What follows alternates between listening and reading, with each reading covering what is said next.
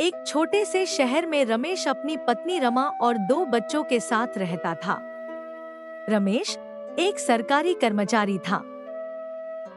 एक दिन रमेश ऑफिस से घर आता है और चाय पी रहा होता है, तभी डोर बेल बजती है और वह रमा से कहता है, अरे सुनो, दरवाजे पर कोई है, देखो तो कौन आया है। मैं रसोई में हूँ, तुम ही देख लो। अरे भाई रमेश, कितने सालों बाद मिल रहा हूँ। लगता है अब तो पहचान भी नहीं पा रहे हो। अरे गोपाल, तुम? ये तो सच में बहुत दिनों बाद मुलाकात हुई।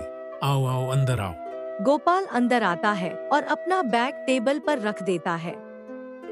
रमेश अपनी पत्नी रमा को आवाज देता है, अरे भाई रमा, बाहर आना, देखो तो कौन आया है।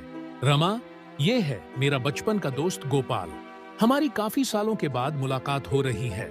नमस्ते भाई साहब। नमस्ते भाभी जी। जाओ जल्दी से चाय नाश्ता बना लाओ। जी अभी लाई। तुम्हारे शहर में काम से आया था तो सोचा तुम्हारे घर ही ठहर लूं। तुमसे मिले हुए भी काफी टाइम हो गया था, तो मैंने सोचा इसी बहाने तुमसे मुलाकात भी हो जाएगी। रमेश और सुनीता एक दूसरे को देखते हैं, थोड़े परेशान हो जाते हैं। रात हो जाती है। गोपाल आराम से पलंग पर लेटा हुआ है, जबकि रमेश और सुनीता बगल के कमरे में चिंतित बैठे हैं। रमा रमेश से पूछती है, ये कब तक रहने वाला है?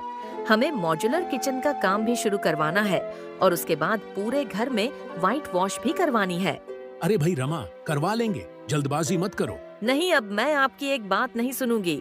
वैसे भी आप इतने सालों से टाल रहे हो। बस अब इस बार मुझे ये काम करवाना है।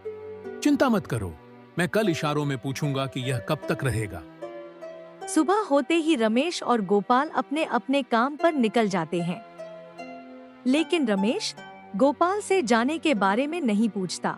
2-3 दिन बीतने के बाद एक सुबह रमेश और गोपाल चाय पी रहे होते हैं, तब रमेश गोपाल से पूछता है, तो गोपाल, जिस काम के लिए तुम आए थे, तुम्हारा वो काम हो गया कि नहीं?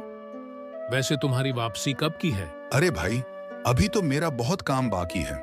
सोचा था 2-4 दिन में हो जाएगा, लेकिन मुझे नहीं लगता इतनी जल्दी मेरा काम हो पाएगा। चलो कोई बात नहीं, तुम्हारे साथ और रह लूंगा। वैसे भी यहाँ का माहौल बहुत अच्छा है। कुछ दिन बीत जाते हैं, लेकिन गोपाल जाने का नाम नहीं लेता। रमेश और रमा आपस में योजना बनाते हैं कि कैसे उसे जाने के लिए कहें। क्यों न हम कहें कि घर में पेंटिंग और मरम्मत का काम शुरू हो रहा है। हाँ, ये ठीक रहेगा। मैं सुबह उससे बात करता हूँ।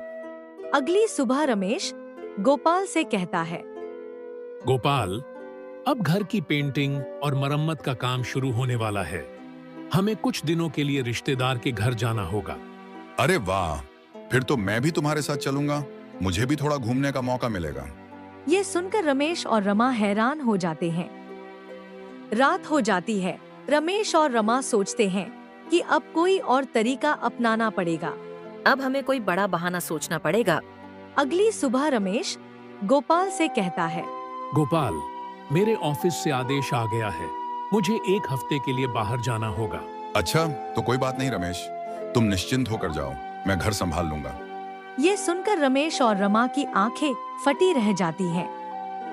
तभी रमा गोपाल से कहती है, लेकिन भाई साहब, घर में भी मरम्मत का काम होगा और धूल मिट्टी में यहाँ रहना मुश्किल हो जाएगा।